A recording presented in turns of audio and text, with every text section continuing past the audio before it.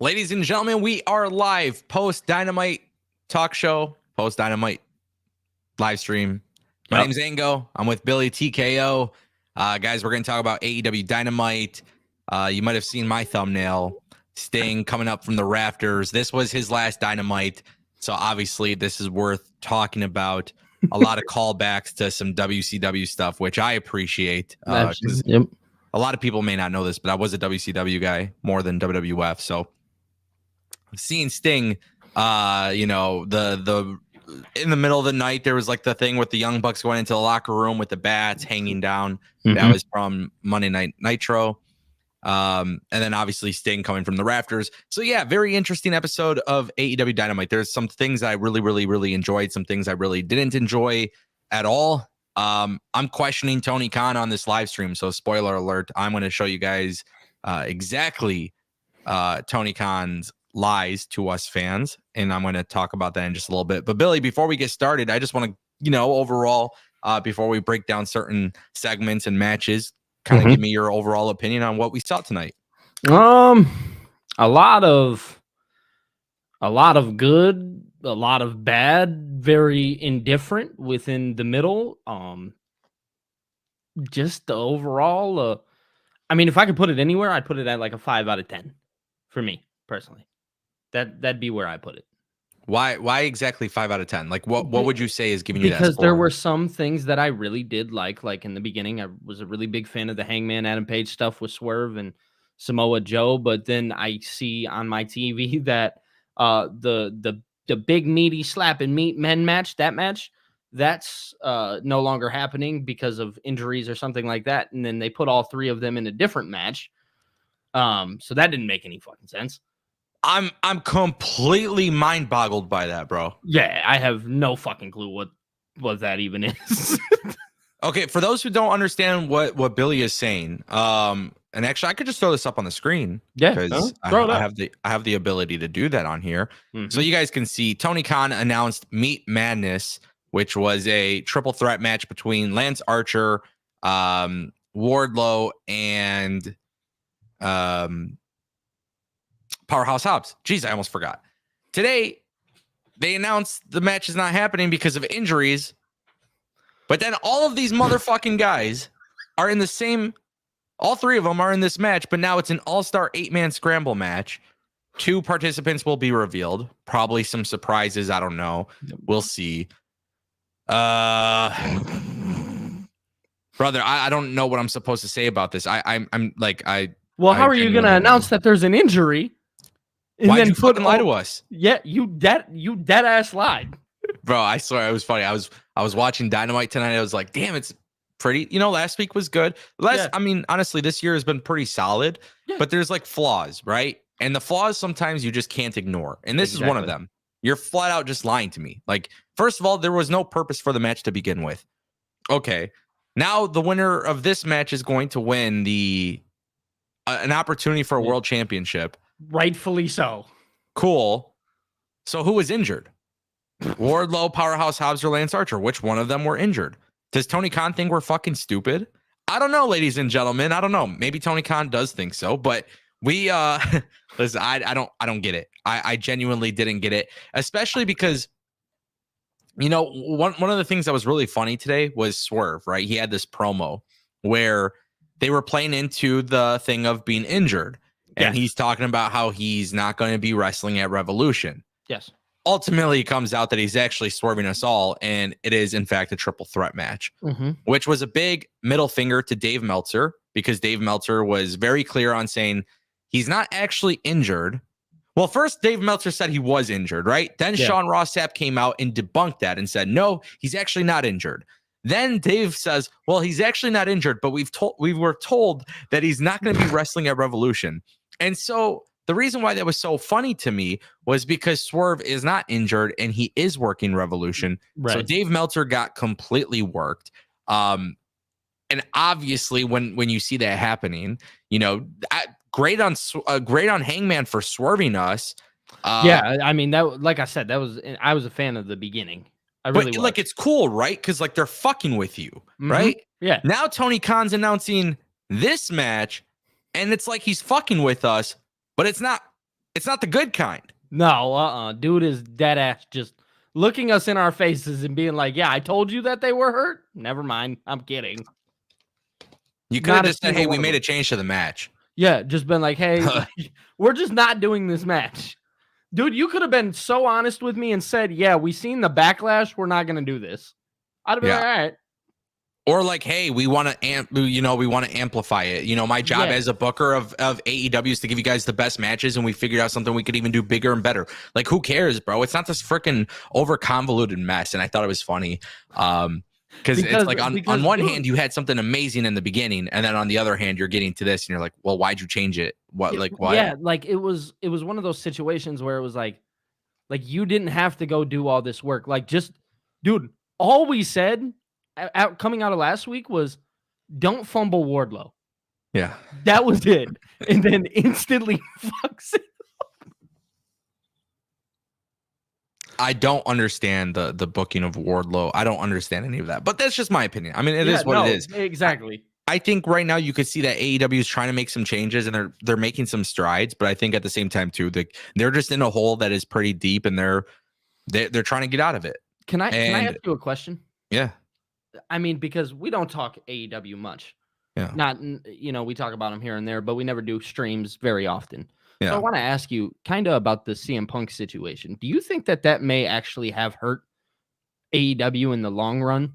I'm not sure if you've talked about it before. It is something that I am CM Punk's departure? Yes, his departure 100%. from the company. Yeah. 100%. Whether we want to admit it or not, CM Punk's departure did a lot to hurt AEW, because not only from like a business perspective, but they're struggling in terms of filling up their audiences and stuff. And I think they'll be able to rebound too, of course. So there's always going to be hot and cold periods, but I think CM Punk was so you got to think it's a collection of things, right?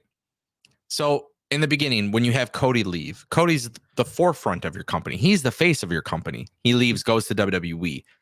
But you bring in CM Punk, who, by the way, stepped away from wrestling because he hated WWE that bad. And he comes to AEW, and people are like, oh, we got to watch this, Yeah. Cody and CM Punk leaving that company decimated them. The only reason why AEW is still around is because they have a very, very, very good roster. I don't think AEW creates compelling television to sustain an audience that is like long-term growth, right? Yeah. But they have a very stacked roster. So the cool thing for AEW, which I like this for AEW, is like when you bring in Mercedes and Okada, and today we got Osprey, like those are some key pieces. I don't think they'll ever get back to the CM Punk numbers. Maybe I'm going to eat my words. I don't think those three will get them there. However, I think those three will have a nice big lift to the product that will make it much more enjoyable. Yeah, I agree. Because I'm one of those believers in that CM Punk leaving that company and Tony Khan coming out on that Dynamite and announcing that he had let go of CM Punk. I think that was ultimately what caused the ripple effect, the downfall for them. Strictly, everything's a ripple effect with AEW. It's this happened at one point, and then this happened, and then because of this, and this. So, like for example, when there was drama. Backstage rumors of Andrade and Sammy getting in a fight, or with guys backstage just being unhappy with like lack of TV time or whatever. Like those are all things that are kind of just naturally an issue. And one thing too that you got to keep in mind, like I've been enjoying AEW lately. So have I. Yes, I have been enjoying AEW lately. I do not enjoy talking about AEW on Twitter. I think it's pointless. I'll give you guys a perfect example. But I think AEW's biggest thing, even with CM Punk being gone, I think the company continues to have an identity issue. I see them working on it, but they need to improve it a little bit more. It's going to take time. Yeah, I agree. So it's definitely something worth talking about. Hopefully I answered your question. I think you did. Punk leaving, it hurt. And the funny thing is, it's like I want to do more live reviews for AEW. Because the show is deep. It's not bad. It's watchable. Yes, 100%. There's some really good stuff on there. Right, exactly. There are a lot of things that I like. And there's some really dumb stuff on there, which we'll talk about. The Ric Flair thing. Like, I thought that was ridiculous. We'll get to it. Yeah, we'll get there. But I do want to say just a couple shout outs too. We did get a couple super chats. I'll read them in a second. Humble85, Jacob Andrews, Mike, Rando, Cedric, Daniel, David Decker, so many of you guys, Rick Corrales, so many of you that come back to these streams. I just want to say shout out to you guys. Appreciate it. We'll be reading some stuff from the chat, but we did get a super chat really quick. I am not Avery 499 says Wardlow is probably not 100% cleared with his knee from a few weeks ago, hence the addition of more to hide his injury. Wardlow and United Kingdom is still ass. Is it United Kingdom or Undisputed Kingdom? I always say United. Dude, listen, I had this problem last week. I covered AEW. I said, I don't know. It's Undisputed fucking something. Bro, it's I'm not interested in Undisputed Kingdom. I liked it from the beginning, and now I'm just starting to hate on it. But I'll tell you guys why in a little bit.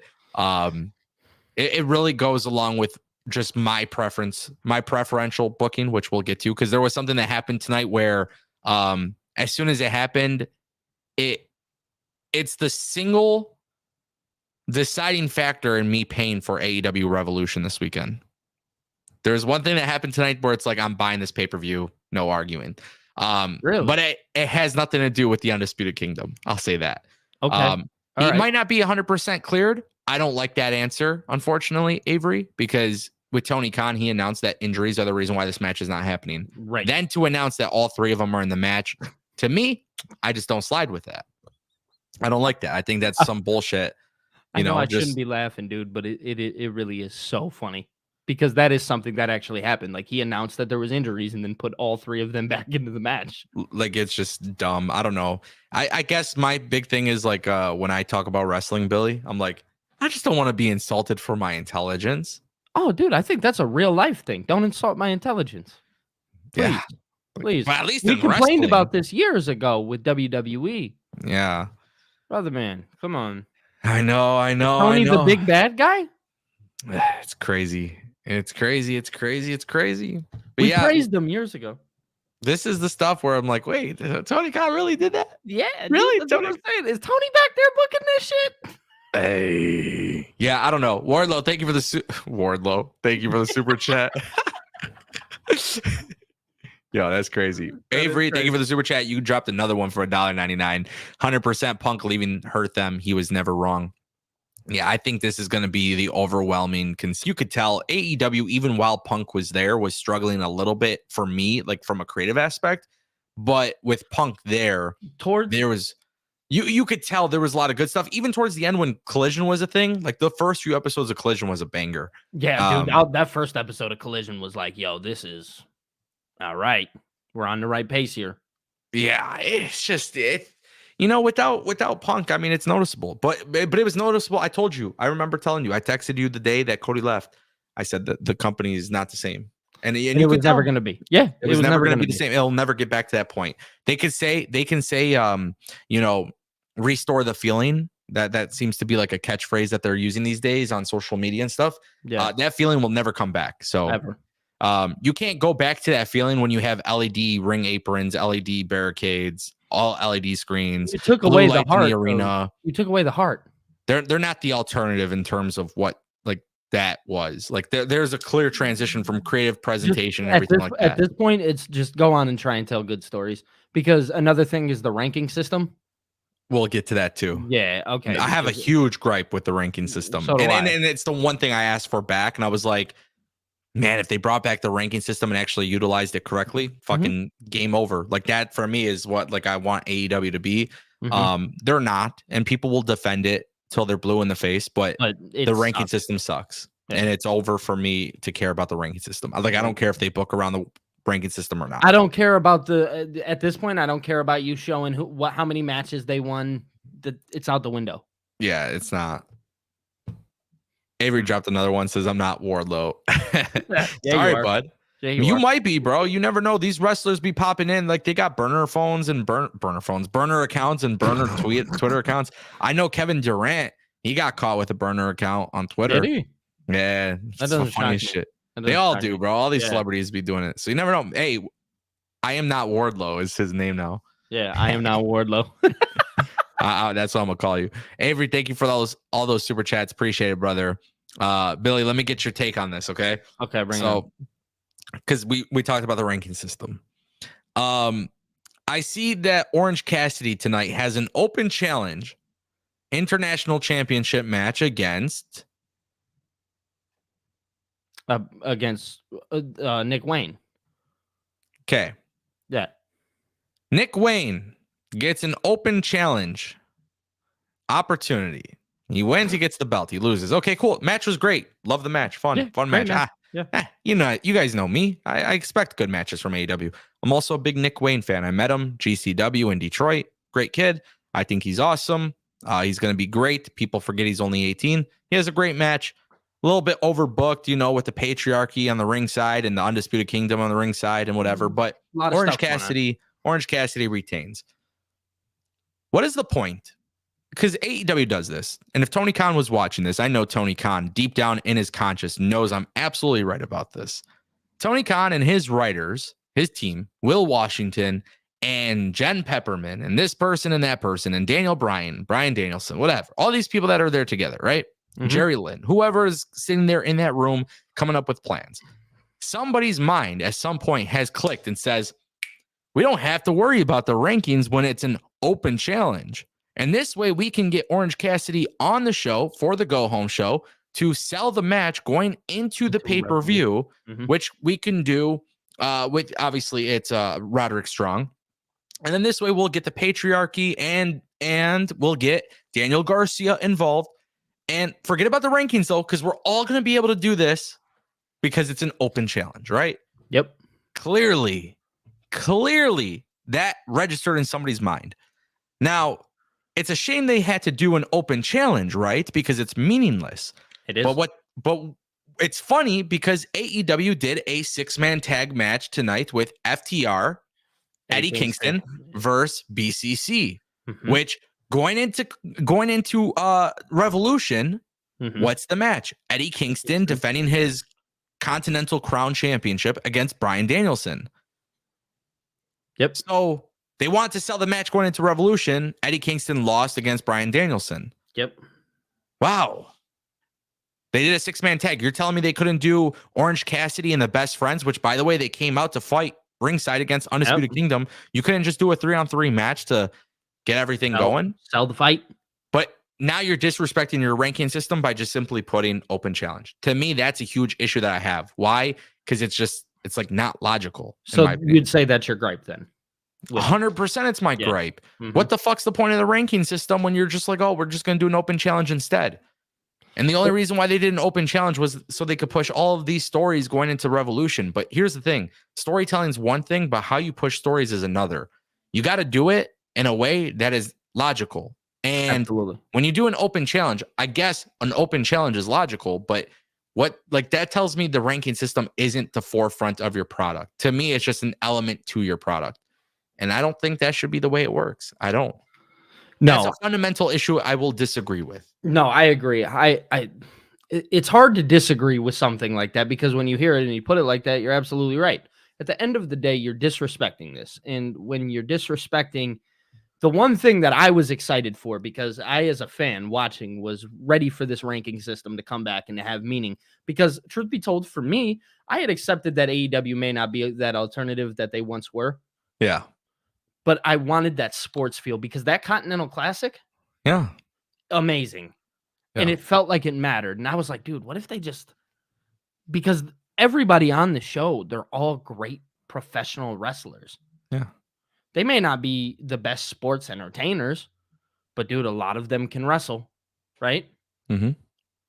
So if we can bring back this ranking system, I believe it was a Dynamite stream that you and I did where we talked about Parker Boudreaux. Yeah. When I seen that come back, I'm like, oh, this is good. This is good. We're going to rid of that. No, we're not. It's the same fucking thing. They do a lot of excuses in their programming to justify what they're doing. And the thing is, it's funny because, like I said, I enjoyed the show tonight. Like, I didn't have, I'm micro-analyzing, but that's the point of what I do. I micro-analyze things. Right. And, if I'm going to call out the flaws in storytelling in WWE or AEW, I'm going to do it consistently. This was one of those things where I'm like, wow, it's cool because they use this entire match, right, to push storytelling. So for me, I was following along like easily. I'm like Undisputed Kingdom. Oh, yep. Daniel Garcia, like all of these different things, right?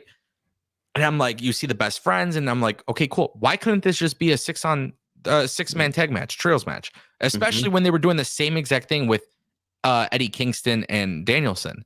And actually, what was really funny too, not to completely skip out on it, but Eddie Kingston, he passed out because of Bryan Danielson, and I was like, oh wow, like they're having the champion lose on Dynamite.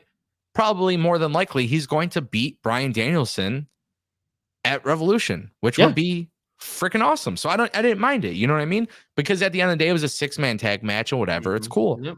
But you have Orange Cassidy beating Nick Wayne. Nick Wayne could afford the loss, but you have the patriarchy there, which obviously is why Daniel Garcia comes out. Yep. You have Undisputed Kingdom there. It's overbooked. I don't mind the overbooking. Some people will complain about that. I'm not complaining about it being overbooked. What I'm complaining about is you did an open challenge instead of looking at your ranking system. And instead of having to use an open challenge, what you could have just simply done was do a trios tag match instead. There is so many routes that AEW can go. Here's the cool thing. They don't have to think twice about it, Billy. That's the solution. One solution. Hey, you want to prolong all these stories? Cool. Do a trios match. Right. You don't have to overthink this, and you don't have to overbook it. You know what I'm saying? And that's what's happening here. Yeah. It is. Overall, though, I thought the match was fun. I like Nick Wayne. I thought it was cool. I like the idea of, with Undisputed Kingdom, it's kind of cool enough for me, to be honest with you. And I think Adam Cole not being able to wrestle is at the forefront of that issue and that concern. But my real gripe with AEW, this kills me. I told you, I said there's one thing that happened tonight that made me really like, okay, I'm for sure buying the pay-per-view. Yeah, what is it? It's going to shock people. But me, it's Will Osprey versus Konosuke Takeshita. Yeah. Yep. So for those who don't know what I'm talking about, Konosuke Takeshita, basically this is how the whole storyline segment goes. Will Osprey comes out, does an interview with Tony Schiavone, bruv this, bruv that. Just great promo interview. I enjoyed it. I really enjoyed what they were doing right there with Will Osprey, Tony Schiavone. Will Osprey's now all elite.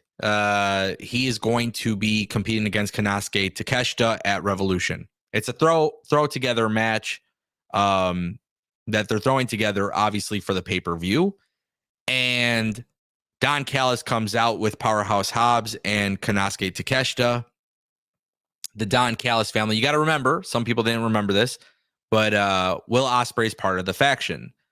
And as soon as Don Callis comes out and you look at Will Ospreay with them, this segment was actually really dope. It was like extremely dope to me because it did two things.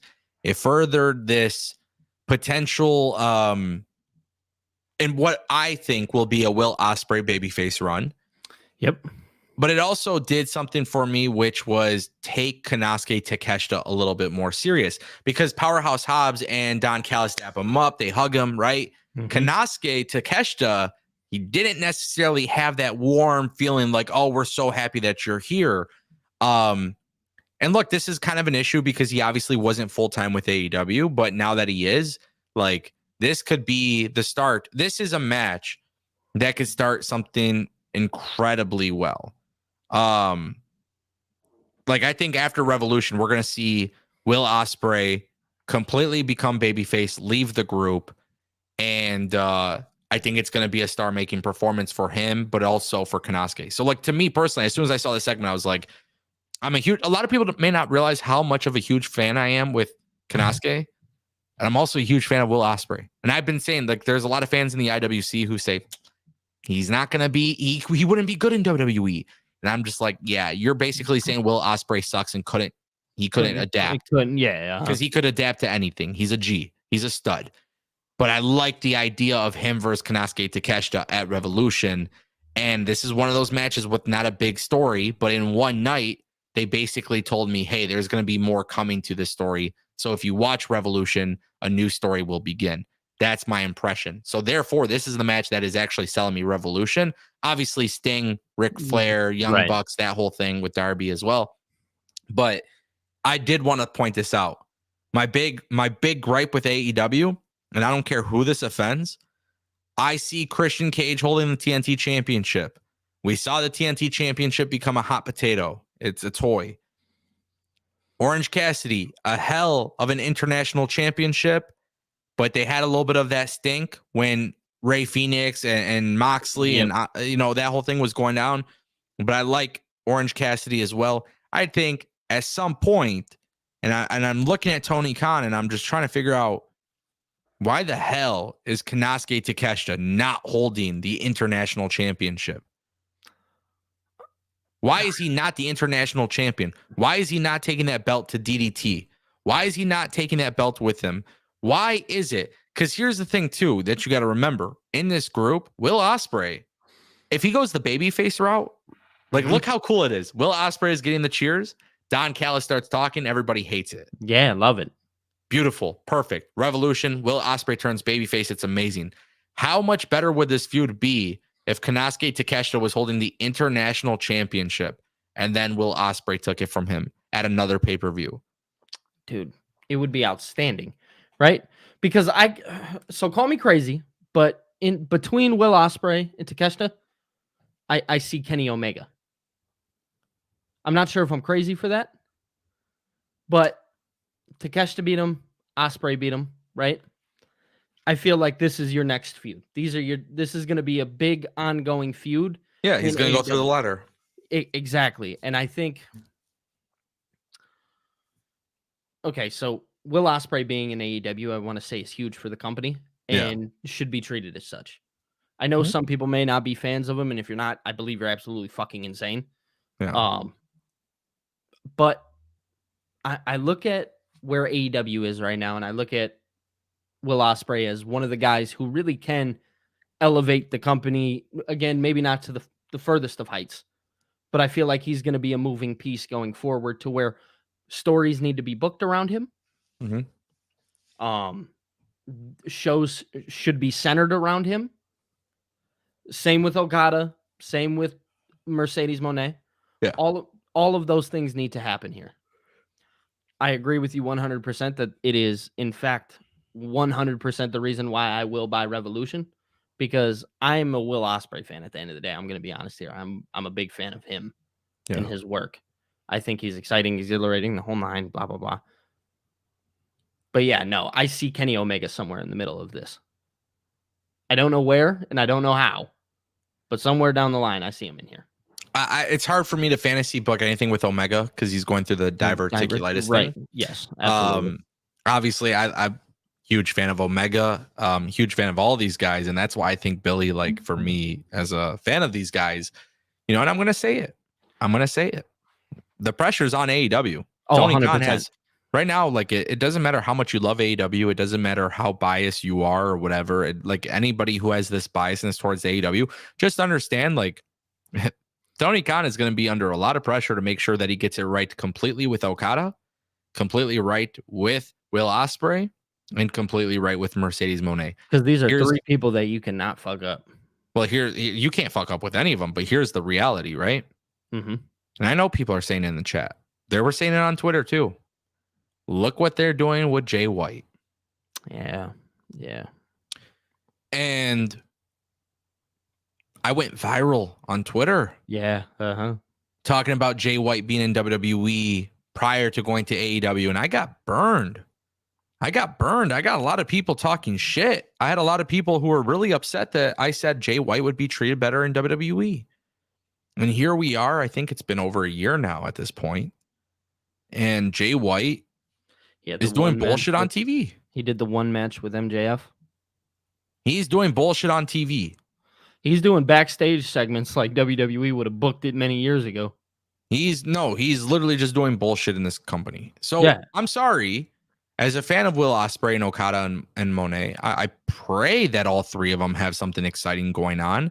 I understand not everybody could be a world champion, but I'm looking at Roderick Strong potentially becoming international champion at Revolution with Orange Cassidy.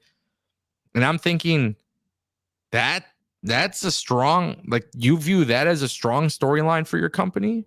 I'm sorry, but it's falling flat for me, dude. A lot of this and that's falling Billy. flat. That's coming from a guy who's like, hey, I kind of fuck with this Undisputed Kingdom thing, but it's falling flat for me. So I told you, I think it's just a revamped version of whatever the fuck they were doing in WWE, and I stand by it. I am not a fan of it. I'm not. I think as soon as now, do I have hope for it? And hopefully you could hear me out on this. I have hope for it when MJF comes back? Absolutely. But that's my problem with this, is that this faction was strictly built off the idea of MJF, and now he's gone. brother. When MJF comes back, if they even think about putting him in the mix with that shit, they need to drop it. They have to. They have to drop it. They gotta let it go because they have to put MJF in the mix of it. It was built for him. For him to come through. Let him kill it. He has to. He has to come back and kill it. Have MJF stay off of TV for a year, because when MJF was world champion, the booking was incredibly bad. Right now, we have a very incredible championship storyline going into Revolution with Samoa Joe, Swerve, and Hangman. And I'm sorry, but that is better than what they were cooking with MJF. Which sucks, because MJF was going to be one of the greatest champions in AEW. He was supposed to be. I still think part of that is true, but I think right now the booking and the TV has been better. And hey, I'm just being honest. I think it's like they have a really around it. They have a really good world champion right now, but really good booking surrounding it. I don't think that Samoa Joe leaves Revolution as champion. No, I think Swerve does. I think Swerve does too. I think he's hot. You need to put it on him. And I don't like transitional champions in pro wrestling, but I've said this during my wrestling with my Raw streams. With like the world heavyweight champion, whoever wins it next needs to kind of be a transitional champion. It needs to be a short reign. Yeah, we need to have fun with these belts a little bit. And that's one thing. It's difficult for AEW, and it goes back to what I was saying about the pressure that Tony Khan has. Jay White is not being booked well, so you bring in Osprey and you bring in Okada and all these people. Not everybody could be a world champion, but what can you do with them that makes them feel important? That's why I like the Will Ospreay versus Don Callis family thing, because that's just going to set him apart as a big baby face and then let him go forward. Yeah. But imagine how much better it would have been if the international championship was on the line. I don't know. It's just it's funny, because if you go that route, then you got to look at the ranking system. That's part of it. But unfortunately, the ranking system, when you truly look at it, it's like, does it really fucking matters? Nope, it's not getting healed. It's the weirdest thing. Weirdest thing. And also too, I think one big part, I know Jason Martinez just mentioned this in the chat too, but if you look at all these free agent signings that are massive, they're all supposed to be game changers. They're all supposed to be big names, and they're all supposed to be. That's always been the gripe with AEW in general. And so here's the problem. Like, you have Miro. He was the flavor of the week at one point, and now he's not on there. So it becomes a little like, now it's like, do I even want Miro to win the championship now that Okada's in the company? Yeah, I mean, you have all these big stars and nothing to do with them. It's tough, man. It's tough. I look at a guy, and call me crazy, but even Edge, Adam Copeland. I said this. I told you before, though. I told you. He doesn't have the name Edge. Nobody cares. Adam Copeland is not, you could. Yeah, it's not a gimmick, whatever, but. Yeah. Really strange. I am not Avery dropped a super chat. Jay White could have been the one to defeat Gunther at Mania. I fantasy booked that before too, brother. Would have been a great fucking match, I'll tell you that. Gunther versus Jay White, and a lot of people, the tribalist. Trust me, I got a list of them on Twitter. I'm like, I love it. I love when they tweet. I'm like, bookmark. Here they are. Well, the thing about the whole thing was, if Jay White would have been Intercontinental Champion in WWE, it would have looked at terrible booking. Yeah, but holding the ROH tag team trios belts, whatever. In ROH, but on AEW TV, whatever, being Bang Bang Scissor Gang, like, this shit's corny, it's whack, it's not fun to watch. It has its moments here and there, but like, all of these guys are better than that. You know what I'm saying? Yeah, I mean, don't get me wrong. There are some things where I'm like, okay, that's kind of cool. You know what I'm saying? That's what I'm saying, but it's not cool all the time. It doesn't hit the same every single time. It doesn't need to be a long drawn thing, but that's what they got Jay White doing. And then at the end of the day, Jay White was the flavor of the week at one point, just like Miro was. But now you're bringing in other people that are really, really talented. And they're about to become the flavor of the week. and hopefully those people could remain the flavor of the year. You know what I mean? So, it bothers me because I do agree that some of these guys would be better off in WWE. And I'm not saying that as an anti AEW thing, because people, and this is the problem with like wrestling fans in general, but I'm criticizing things, but I also said like this was a fairly enjoyable episode. But I'm just looking at the grand scheme of things, and there's things you won't get me to change my mind. It's not going to happen. I do want to say, like, we are coming on here, and it does sound like we're being super fucking harsh, but I personally was a fan of the show too. I do want to say, like, it's not so much a harsh thing. It's more or the less like, no, we're just taking the little small points and making them bigger, because in aspects, right? As analyzers, right? People who analyze these shows, that those things need to be brought up and brought to attention, because at the end of the day, you want to see a great show. You don't want to see a good show.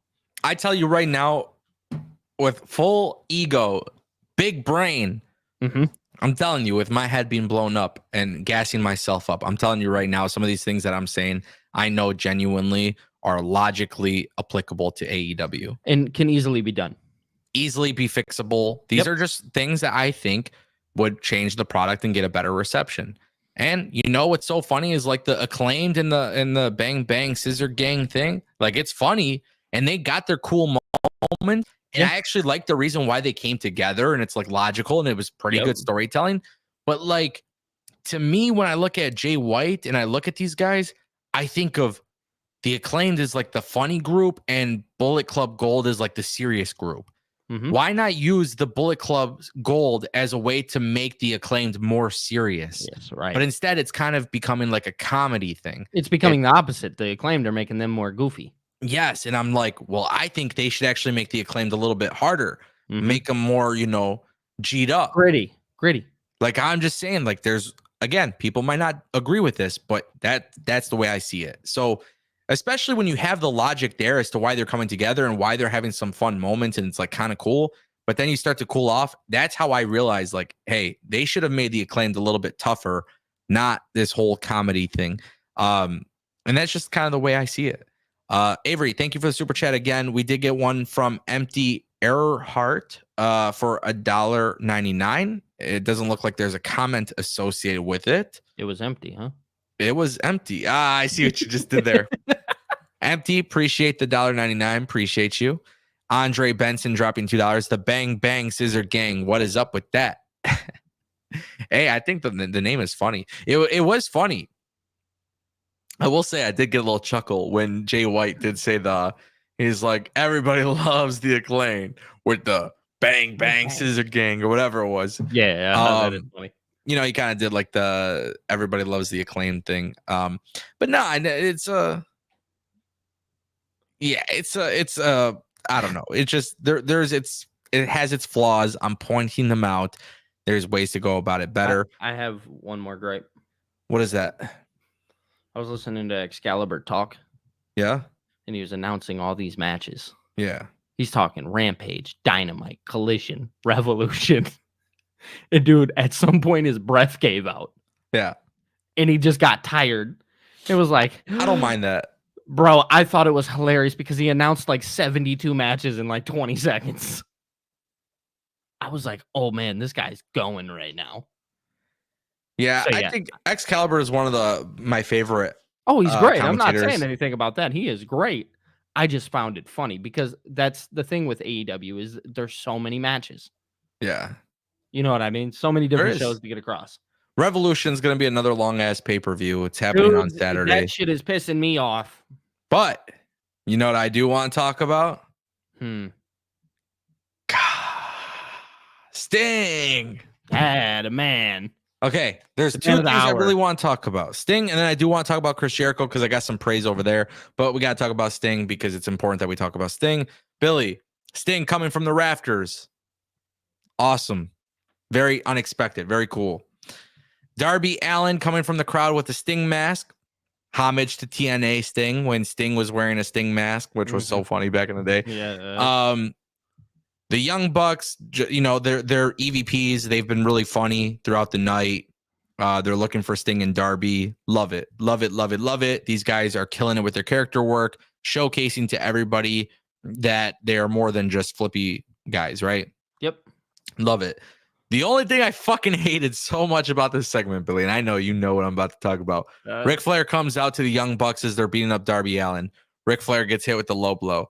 I don't know what the hell they're thinking about Ric Flair coming out there, but I will say, I'm sorry. It's not for me. It's not for me. I get it. People all like just, I don't, it sucks. It sucks. Like, this is Sting's final Dynamite, and I get it. You're putting Ric Flair in there or whatever, but like, you don't have to have him try to get involved like on a physical capacity. And I'm not a fan of Ric Flair. I'm not a Ric Flair hater. I'm just not a fan of him. And ultimately, I felt like that kind of made this cool ass segment kind of comedic in a way. Which I don't know if that's necessarily the word I'm looking for, but I started to like laugh a little bit instead of looking at this. Yeah, because I really love what they're doing with the Young Bucks and their character work in Darby. And then when you have the Young Bucks, they're attacking Ric Flair, whatever. Young Bucks go up the stage and they're waiting for Sting because they hear the music, and then Sting comes from the rafters. Like, all of this was so cool, but Ric Flair like kind of ruined it for me, man. And I'm trying to say this respectfully, because at the end of the day, it is what it is. But I did not like that one piece to the segment. Like, that to me was like, why did you do that? So listen, that low blow, did you see how it looked? Yeah, dude, it just looked bad. Like, it just and they were trying to do the right thing by just protecting Ric Flair, you know what I mean, and making sure that they did everything at all costs to make sure he was okay. Yeah. But yeah, I mean, you did not have to do that. I didn't need to see it, because I'll be honest, I don't care. Sting coming down from the rafters, that's what I wanted to see. I popped big for that. So did I. I popped huge. That shit's cool to me. I understand the nostalgia factor, but this is another gripe, right? Where AEW, they prey on this like nostalgia factor with some of these wrestlers. It's like, listen, I understand. There are some people that still watch that and probably will be upset if they don't get their nostalgia fix. Yeah. Right? But majority of your audience, right? Majority of that hardcore fan base, I'm here to tell you, is not going to be upset with you for not hitting that nostalgia point, especially if you do something with the rafters. That's hitting a nostalgia point. Oh, I mean, I will always praise AEW, the way that they do the nostalgia, the callbacks to WCW or anything like that. Like, I like that stuff in wrestling. I personally, again, because I was a WCW guy, right? Seeing that kind of go down, the rafters thing is one thing. Seeing the bats in the room was another thing. Because I remember Sting's final Nitro. You see those things. You see the callback to the TNA stuff with Sting. Like, they get it right. And I'm curious to hear what you think, but I don't know if I said this last week or whenever I said it. Maybe it was in one of my videos. Not the first time I said this, but I think Sting being booked by AEW is probably the best run Sting's ever had. Yeah. The most fun I've enjoyed watching, because, and I'm a huge fan of the Sting in TNA, 1000%. But when you look at Sting, especially when you factor in age and like tail end of his career, going to WWE, and I didn't even hate his WWE run at all, to be honest. Like, I liked it for what it was, because it's what I expected from an older gentleman, right? But Sting came to AEW, and it's like, this fucking guy went off, and he had great banging matches. Booking was always solid. He never took away from anybody or like buried anybody. And on top of that, the entire time he's been alongside Darby Allin, which is like a beautiful Darby. 100%. It added legitimacy to Darby Allin. Absolutely. So instantly. I thought this was the best booked. I think Sting has actually been consistently the best booked performer in AEW. But I'm curious, watching back TNA and like obviously WCW and WWE and seeing Sting, like, where do you stand with Sting's booking of AEW? Do you think Tony Khan did it right with him? What are your thoughts? I think Darby Allin, I think I seen an interview from him last week where he said it best. Obviously, if people watched WWE in like 2015, they would know like the Night of Champions thing with Seth Rollins. Yeah. And when Sting like just collapsed in the middle of the match. Yeah. Sting being able to come to AEW and retire on his own terms, no matter the age, because Yeah. Sting has proven that age is just a fiction Yeah. within pro wrestling right now. Because I believe that this, 100% is the best run that I think. I mean, unless, obviously WCW was, that was his home, but he came to AEW and I just felt like it fit him. There was something about AEW that just fit. From the Yeah, start. from the start, exactly. Yeah. From Tony Schiavone making the call, to all the way down to, the Young Bucks tonight. And then, we talk about Darby Allin and how much he helped Darby. And again, not taking away from any of these talent and just helping in every way, shape, and form. I think it was that match with I forget, Brian Cage. It was a very cinematic match. It was during COVID, Yes. if I'm not mistaken. Yeah. That like set the tone for me with Sting. Yeah. I was like, you don't even got to put him in the ring. Let him do this shit. So I will tell you too, just one thing that I like cinematic matches. I know not everybody else does. Yeah. But I always looked at Undertaker and Sting unfairly. This is kind of unfair, but both of them being like up there in age, and they were always more of like the character based driven stuff. Anyways, I was like, man, like if they did every match cinematic, dude, they'd be I'm good. all for it. Yeah. But then I forgot when it was, but it was like the first time when Sting jumped off the freaking, like he was in the crowd and he jumped off the top and through the tables and shit. I was like, okay, I don't mind watching this either. But he was such a good wrestler, especially at this age, and I hate to bring up the age thing, but we can't sit here and act like, there's guys who are younger than him who don't wrestle as well as him. So you got to factor that in. Yeah, no, he's in his 60s. And just seeing this guy go, it's like, dude, like, are you really hanging it up? I mean, I know he is, but what if they swerve us? That'd be crazy. I don't think they would be that dumb. No, I don't be that dumb. Don't do all this and be that dumb. Yeah. Yeah, I don't even want to talk about that. This is definitely not a prediction live stream, and maybe we should do a prediction live stream. Probably. But for our viewers that are here, which by the way, if you guys haven't clicked that thumbs up button, you probably should. Yeah, do that. But early prediction, I'm not asking you to think long on it. Okay. But do you think Sting and Darby drop the belts? No, I don't. I'm curious with how they go about it. I don't know. I want to think about it. I did read a theory earlier, which I thought was funny. Somebody was saying like Sting and Darby win, they vacate the belts, and then the young. But here's the thing, and then the Young Bucks pick up the belts and they declare themselves as tag team champions because they're the EVPs. Which obviously would get them heel heat. Yeah. I don't know how I feel about that theory, but I thought it was funny because I'm like, honestly, it could potentially work because of their characters, but they would obviously piss off a lot of people, and it might not be the right kind of heat. But I wouldn't want that to happen after the match. Like that would have to happen at like Dynamite or something, Yeah, let them have the visual of Sting and Darby hold the belts, That's my whole thing. That's why I think Sting will walk out as a champion. I think if you're in all respect, you think about his respected history and all of that. I mean, that's just one guy that like, all right, dude, like your tag division, you should be aware it's not the best that it's ever been. Right? Yeah. This is your opportunity to fix it. Just vacate the belts. So I heard a little rumbling. I'm going to throw this out there. I don't know if I don't know if I would expect this. I don't know. I'm not saying this should be expected. I'm not saying this would be 100% confirmed, but there was a little rumbling that I've heard. That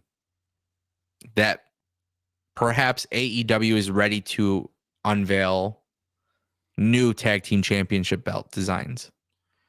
Okay.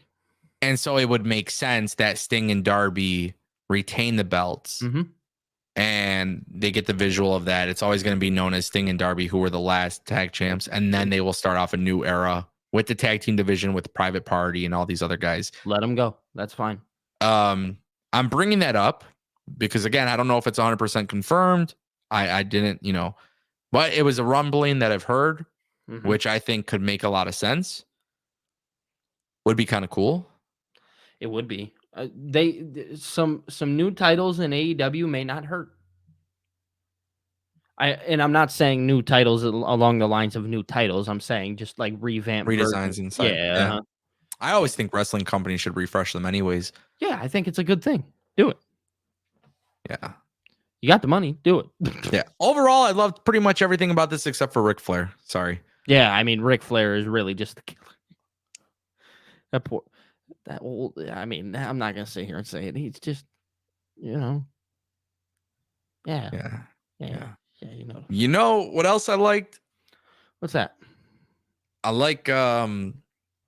We didn't talk about Chris Jericho, which I said I want to talk about Chris Jericho. Yeah, we can.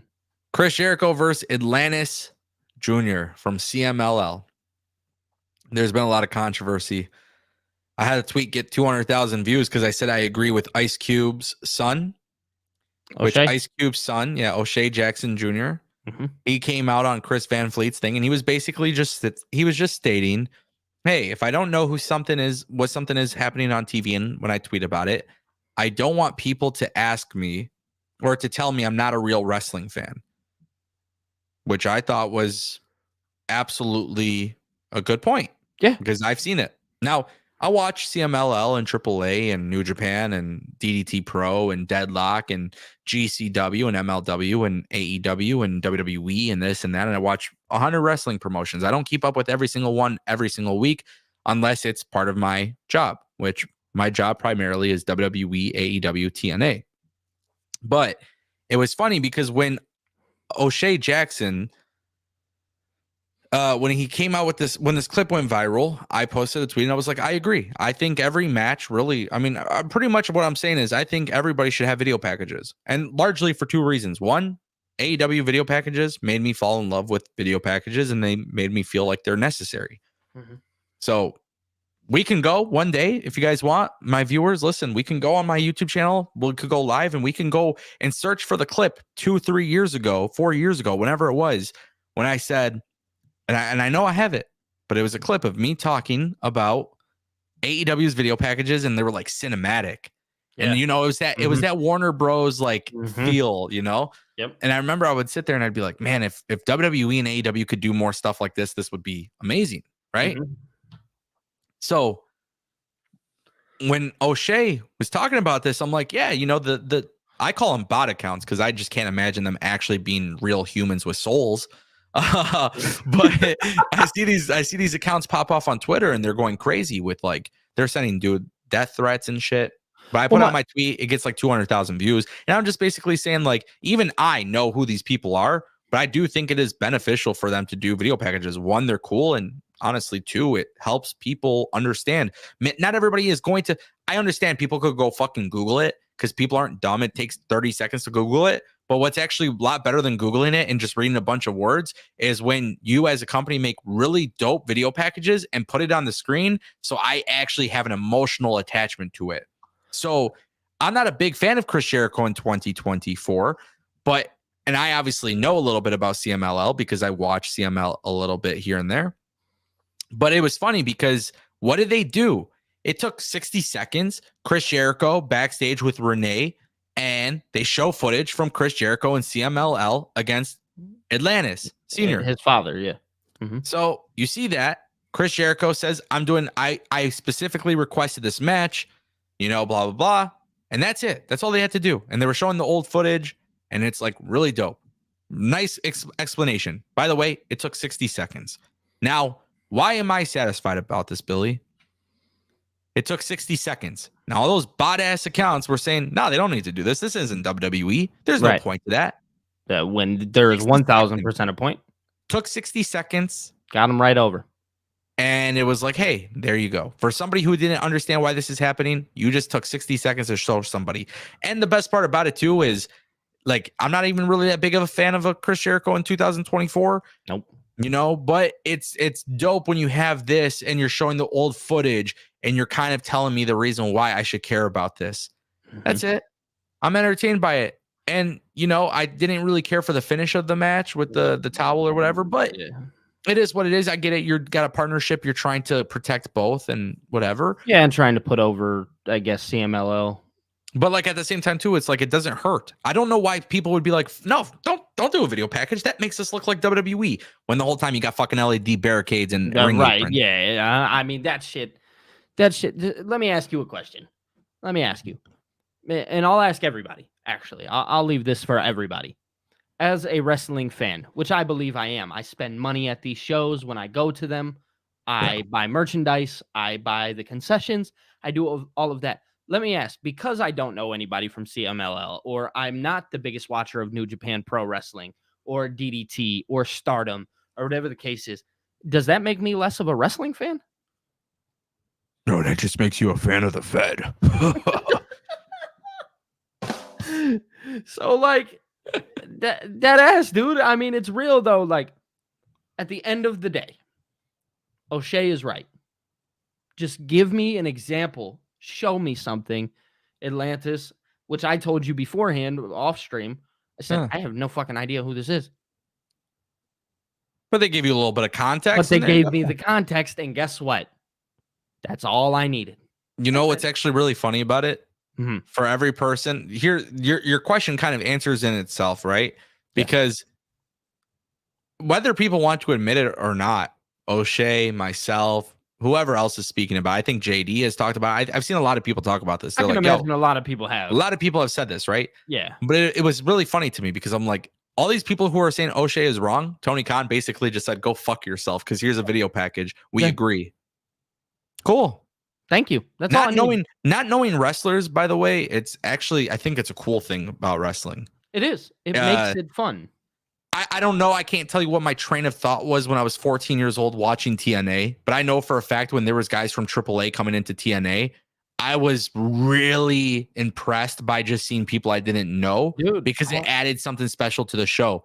So here's the thing. Now that I'm older and I want to have a better understanding, then you bring a new wrestler in. Now I watch CMLL. I know who these guys are, but I'm speaking for the other people who don't know. I'm like, yo, this is fucking rad. Well, so for any person, go ahead. No, my bad. There was a lag. I apologize to cut you off.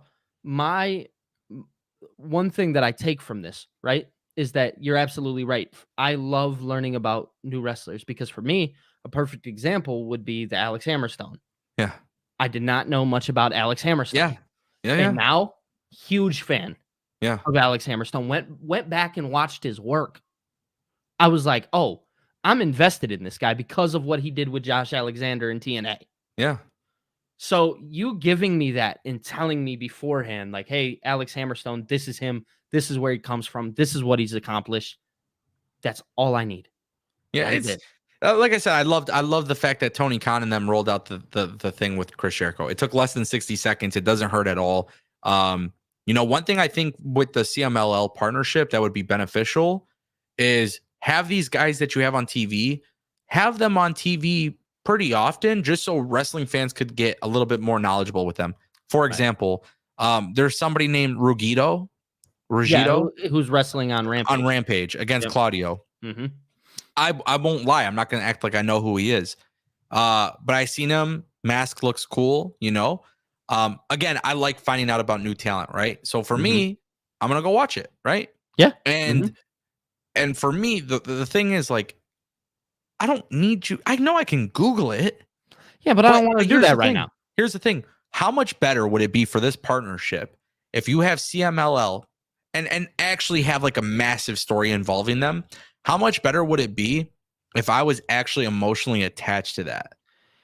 Putting them in the forefront is what it is. It's putting them not just saying, hey, here's a guy, go wrestle. Right, exactly. It's here's this guy. This is what he's accomplished. This is what he's done. Take a look. Enjoy the match. For any person, which you'll see, like, and you'll have a lot of people who are disingenuous, right?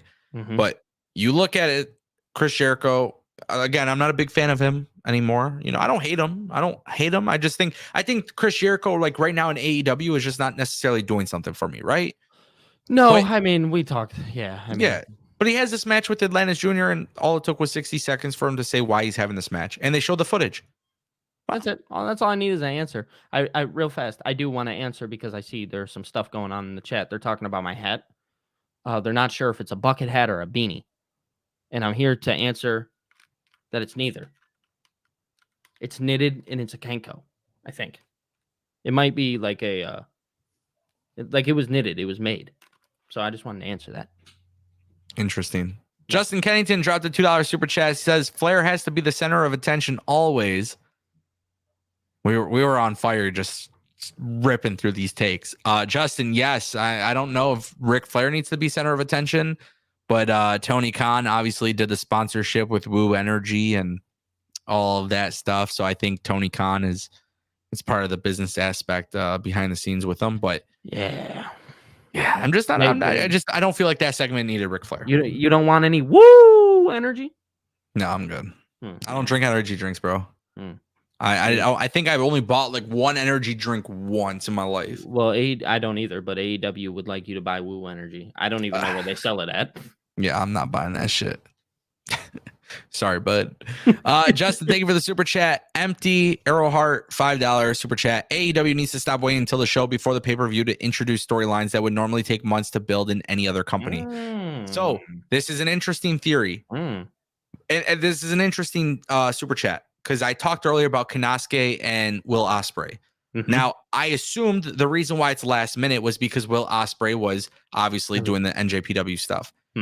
And what did I say earlier on the stream? I said, hey, Will Osprey, this could turn up for him to be babyface, split from the group. It's something that is going to move forward past Revolution. Perfect. I'm okay with that. Yes. In this specific situation, I'm okay with that.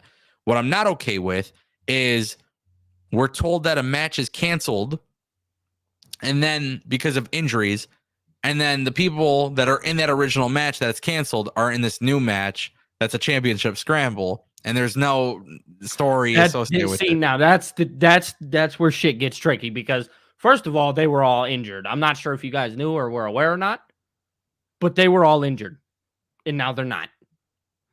No, I don't know. It's just a consistency thing, and that's my gripe, obviously. And I'll continue having that concern, But at the same time, too, I think it's not always a bad thing. Empty. I don't think it's a bad thing. Always. But it depends how you go about it. Absolutely. Because I think when you do more pay-per-views, it's actually less of an issue.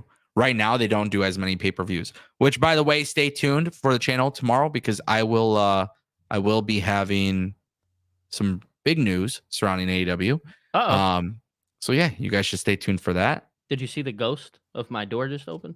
No, I did not. There's a ghost. Yeah, dude, there was a ghost. You're starting to scare me. Should I be like... Yeah, bro, you should be looking because the ghost just opened my door.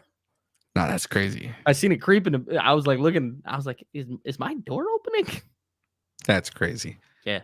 Empty, thank you for the super chat. Appreciate you. Yeah, I don't know. One thing we didn't talk about. I did want to talk about this. Just curious to get your opinion on this.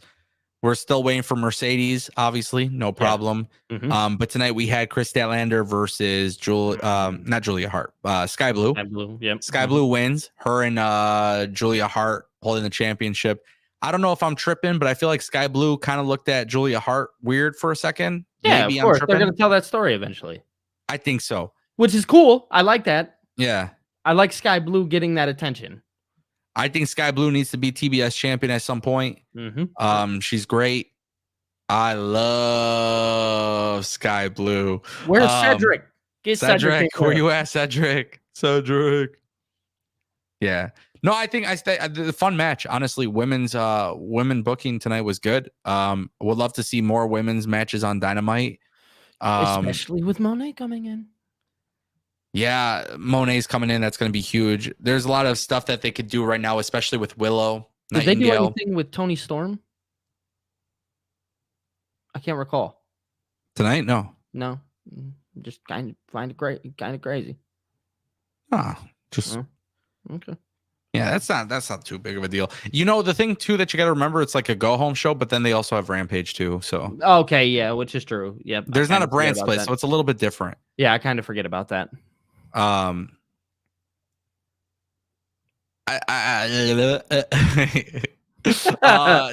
was gonna say something because you guys gotta keep in mind new tongue twisters. New AEW Dynamite logo leaked. Oh. I made a video the other day. The new logo leaked. Mm-hmm. Get ready for production changes. New They're stage, coming. new logos, new graphics, everything. So this Revolution is like the last of this era of Dynamite type of stuff. So we'll see. Yeah. So before we go, real fast. I just wanted everybody to know that it was not a ghost. It was pizza. That's what happened.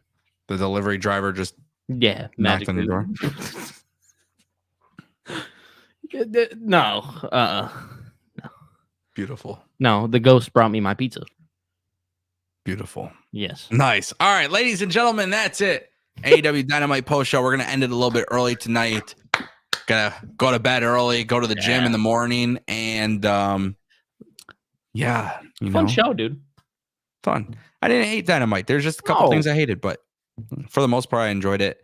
I want to see Konosuke become international championship. I don't care about Roderick Strong. Sorry, but Zachary. I finally saw Zachary in the chat. Yes. Yep. Fuck, he was gonna make me wait forever. He says I want Britt Baker back on my TV screen, man. Yeah, I mean, I'm waiting. I think we all do. Waiting. Ingo, do you play Fortnite? No, but I do play video games. If you guys didn't actually, you know what? Let me throw it in here because why not, right? Yeah. Why not do this? WWE 2K24 drops in like a week. Yep. If you guys aren't subscribed, you probably should click subscribe to that because like I'm gonna do gaming live streams on there and stuff. So that'll be pretty cool. Avery dropped a super chat. Love you guys. I'm still not Wardlow. I am not Wardlow. Dropped $1.99. I am not Wardlow, chat. Right? Yeah, that's really crazy. Wardlow's in this chat, just dropping super chats. Dude, that might be his new gimmick. Yeah, no, that's Wardlow. Can I be honest? Shout out to all of you guys. That's what I wanted to say. You guys for are real. Shit. Shout out to all of you. Love doing live streams. I want to go hard in March. Honestly, the only reason why I haven't been going too hard this month, me and Billy kind of have like a little bit of a different schedule type thing because I've been in the gym working out, trying to get lean as possible. You guys know I'm putting in the work, baby. We grinding. We trying to enjoy. We trying to